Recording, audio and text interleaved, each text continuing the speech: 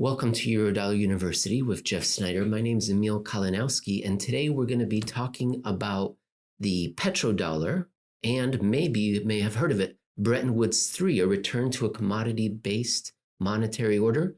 And we're going to be talking about it by going back into time, way back 100 years, the 1910s and 1920s, check writing. We're going to talk about whether or not these things, this Bretton Woods 3 or a gold-based system, makes any sense in the modern world. Jeff, you're going to be leading the discussion. You're going to be helping us understand what happened in the past. Can you give us a thesis, a headline summary, and then we'll dive into the details? Well, I think we want to pick up where we left off in a couple previous episodes where we talked about Bretton Woods. We talked about some of the other things, the petrodollar in particular, which was really about misconceptions about what actually happened back in 50 years ago. Most people believe August 1971, President Nixon said U.S. dollars no longer convertible into gold. A couple years later, the Saudis had a secret meeting with somebody somewhere and said, we'll sell you our oil in U.S. dollars and we'll buy U.S. treasuries. And so apart from a couple year gap there, we went from a gold-based, a commodity money, gold-based system to a commodity money, oil-based system. And as we said before, that just wasn't true. We had long before then transitioned into something called the Eurodollar, which was a very different type of system. And analyzing where these mistaken conceptions come from, or these misperceptions come from, you really have to go back much further in time than just the 1950s and 60s, all the way back to maybe an even more infamous event in 1933, when Franklin Delano Roosevelt issued his infamous, some people say criminal, Executive Order 6102, which is, I think a lot of people know, a lot of people who know about the Bretton Woods system, actually confiscated private stores of gold, confiscated private holdings of commodity money. So even before, decades before we get to the 1970s, already there was something different here because we were not on a commodity money standard after 6102. We went to a different standard. But what that standard of money was, I think people get wrong, because the misperception there from the 1930s was that 6102 unleashed government power, government monopoly. You hear that all the time. Governments have monopoly over money because of this moment in time where they confiscated private holdings of gold. We're going to tell people that we are not in a government-run money system and that this took place well before, what was it? The petrodollar. And that even before Franklin Roosevelt's move, we were moving towards something that was much more in the shadows. That's why we only hear about 6102 and we hear about the petrodollar, because that's the headline grabbing news. But behind in the shadows, we were moving as a country and as a world towards a bank-centered, ledger-based money, even 100 years ago, even before the Eurodollar system. And you've got some great numbers, and we're going to go over that.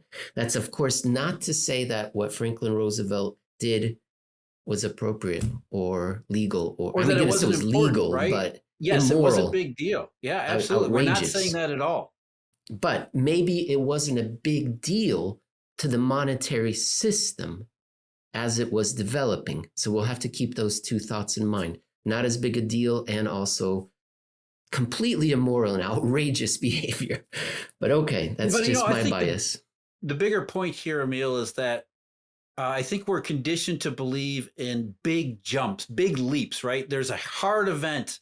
One system ended and another began. That was the way in the 1933 confiscation of gold, and then another system began, and then eventually Bretton Woods came along, another hard event that changed things. And then we fast forward to 1971 and another abrupt change. And that's really not the case. What we're trying to say here is that the monetary system, not just in the United States, but globally, had evolved slowly, incrementally over time, always in the background, in ways that you probably don't really realize or notice or pay much conscious attention to, that actually explains what happened. So yes, there was abrupt events in 1933 and 1971, but behind those, there was a transition and evolution that had been taking place that goes way, way back in time. We talked about Zoltan Pozar's, the Credit Suisse interest rate strategist's thesis that we're moving now towards a Bretton Woods 3, whereby it'll be a reintroduction of commodity-based monetary order or commodity linked. And he, to his credit, he's saying this is not going to happen tomorrow. It's going to be a slow process, which you just said is what we should expect. But your point in this article is that would be going backwards and counter to a 120-year trend. So that would be incredible if we actually did go towards a commodity-based Bretton Woods 3. Ladies and gentlemen, you can read this article, which we'll be sourcing from, by going to the Real Clear Markets website, looking for Jeffrey P. Snider, head of global research for Alhambra Investments. Go to April 22nd, 2022, and the title is The Root of the Petrodollar Error. Is that there is one. Jeff, I'm going to have to talk to you about these titles, but we'll do that off the air. You say it yourself, Executive Order 6102, it hardly dented the nature of America's full and complete monetary system. And you go back to the beginning of the century and you say that the use of hand-to-hand currency, whether in specie such as silver coin or gold or paper bank notes, tell me if that means notes issued by Wells Fargo or Chemical Chase Morgan Bank, or Federal Reserve notes, were they even invented by then? That was going away. That was not primary. It was not as critical. And I'm going to read a quote here by a Federal Reserve Bank of Atlanta study from 2008, and you tell us what it means. Kinley, who apparently wrote this in 1910, estimates that the contemporary share of checks in business-to-business transactions or wholesale trade was at 90%. The success of the check payment system was all the more remarkable for its decentralization. Each bank was connected to the system only through correspondence of its own choosings. Yeah, I think, we're talking real basic fundamentals here. When you ask people, what is money? Most people are immediately going to say it's, physical Federal Reserve notes, or back in the day, it's gold coined. It's whatever token you might use to engage in hand-to-hand transactions, which means you go to a shop or some sort of seller and you physically give them a token and they give you goods or they provide you with a service. When in fact, as the Federal Reserve Bank of Atlanta study was saying, by the early 20th century and even the late 19th century, much of that hand-to-hand transaction had been eliminated in a rising, somewhat primitive, but more sophisticated than before banking system. And more than that, it really, the emphasis here is on the system, not just the bank, because banks got together and formed these interbank networks called the correspondent network.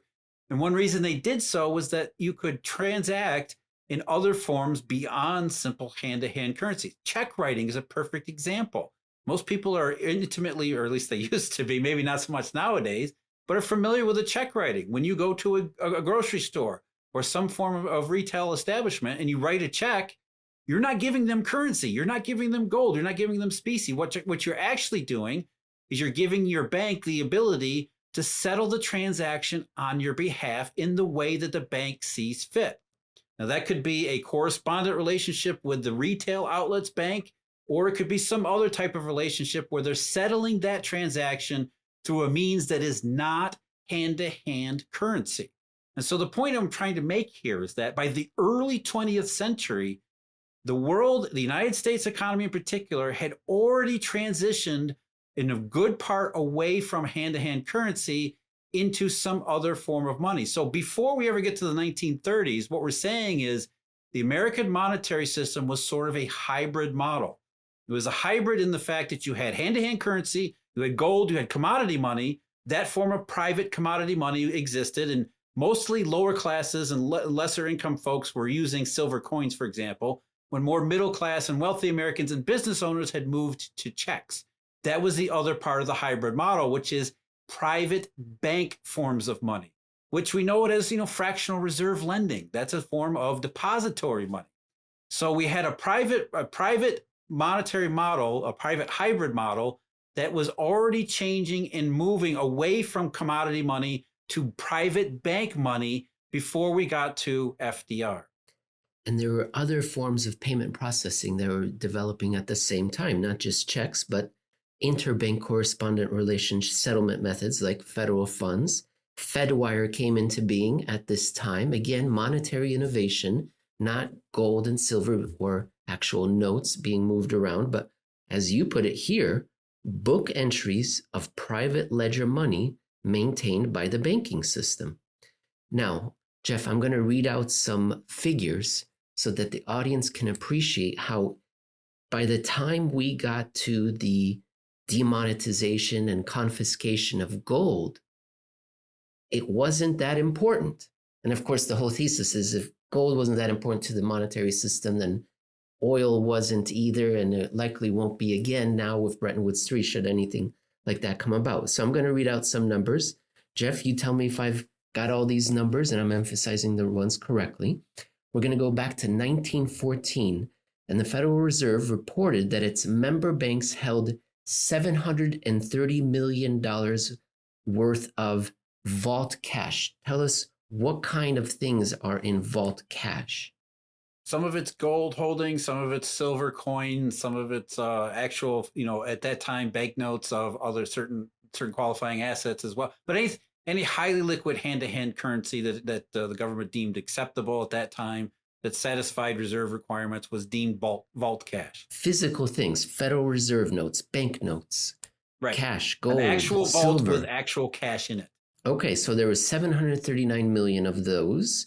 And then there was also 266 million of reserves. Now, these things were not physical. They were ledger-based entries for a very narrow subset of the economy with a narrow set of customers. And it was all Federal Reserve and banks that had relationships with the Federal Reserve. Is that correct?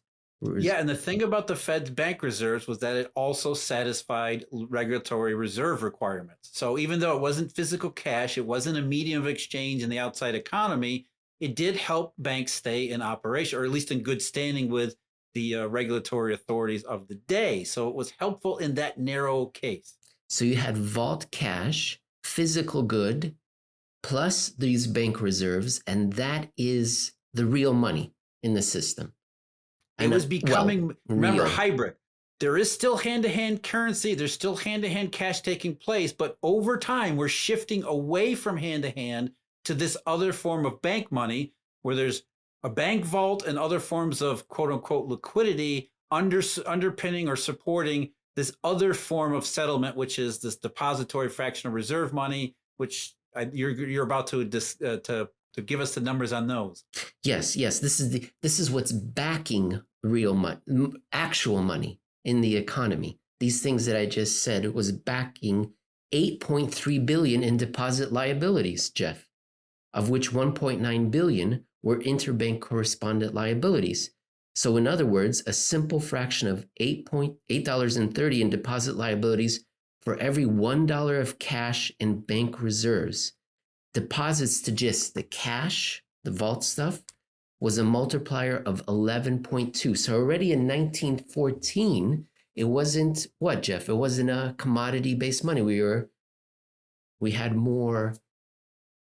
What would the word? What am I trying to say? This ledger form of money, this innovation where we're using private bank money. Now, again, that doesn't include the amount of currency that was in circulation with the public. But we're already seeing, as Emil was just pointing out, in 1914, a substantial amount of private bank money to go along with hand-to-hand currency. And as we're saying here, with the proliferation of these other forms of payment processing and settlement systems, the hybrid was shifting more and more toward the bank, less and less hand-to-hand currency. And again, to reinforce the message, this is the early 1900s. And now we're going to scoop forward to 1929 just to show how far we moved by 1929 before the financial apocalypse arrived. Okay, now we had only 433 million in vault cash. Jeff, I was shocked. I would have thought that would have increased based on population growth and the expansion of the economy. I would have thought vault cash would have increased to at least maintain that same peg ratio from earlier. Before it was 739 million, 15 years earlier. Now it's about half that. 433 million. And look at this. What did increase by less than a factor of 10, but let's just call it 10, 2.4 billion in bank reserves from 266 million. Let's trust the Fed. Let's use the Fed stuff. So what were banks doing? They said, on the physical gold, silver banknotes, Federal Reserve notes, we'll have this promise. More of this ledger stuff. On a right? ledger with the Fed.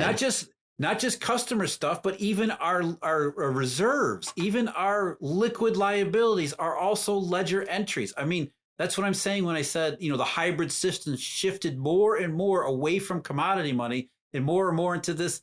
It's not even paper money. It's virtual currency. It's like we've talked about before, this ledger form of fictive currencies, which is, bank centered.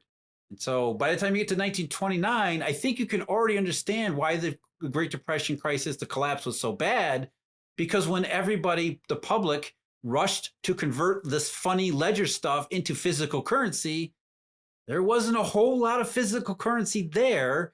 And if the Federal Reserve, which had supplied the vast majority of your quote unquote reserves, isn't in the mood to help you out, what do? You're basically screwed, which is why we had so many banks fail, especially in 1930, 31, and 32.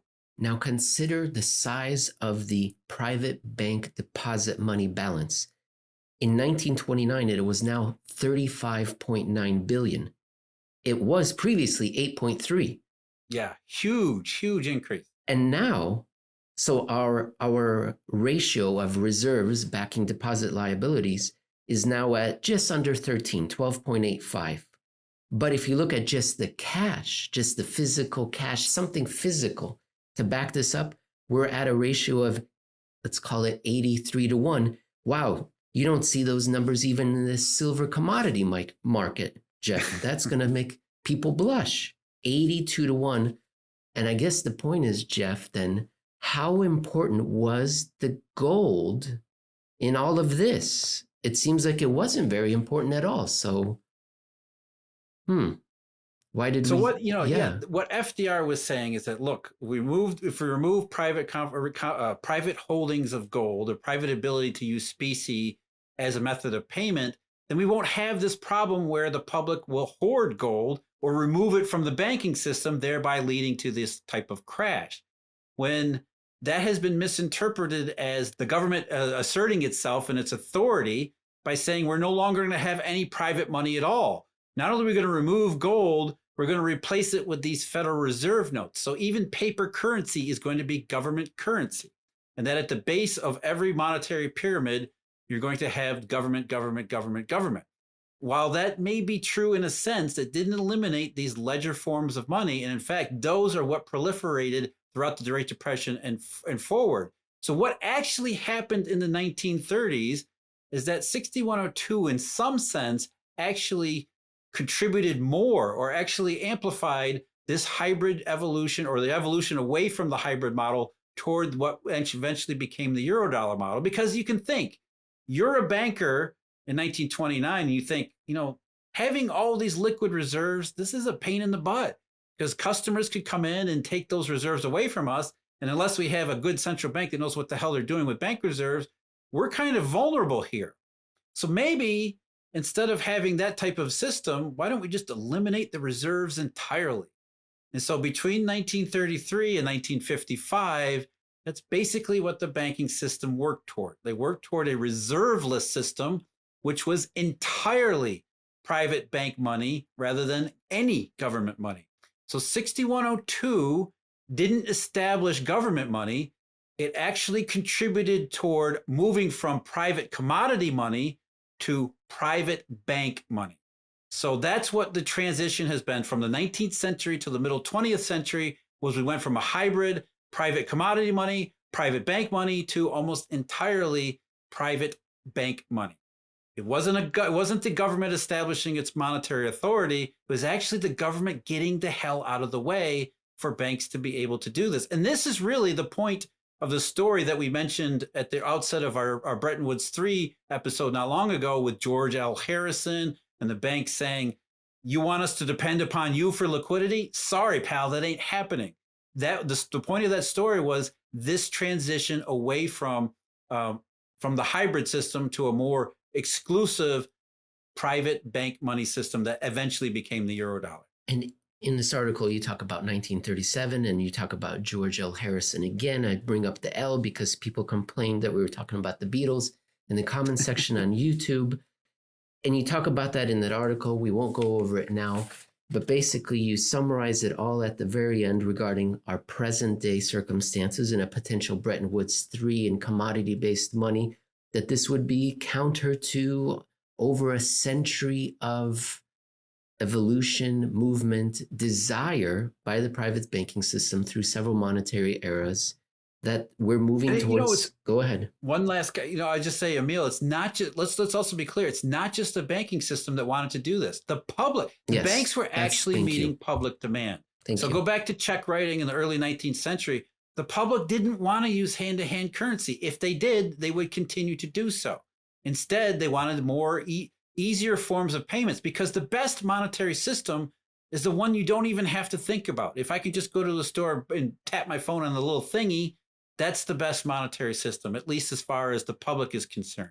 It gets a little messy when we get into intermediation and money creation functions, but from the demand of the public and the demand of the real economy at large, again, 1910, it was the wholesale economy that led the way in transitioning toward ledger in book entries and checks.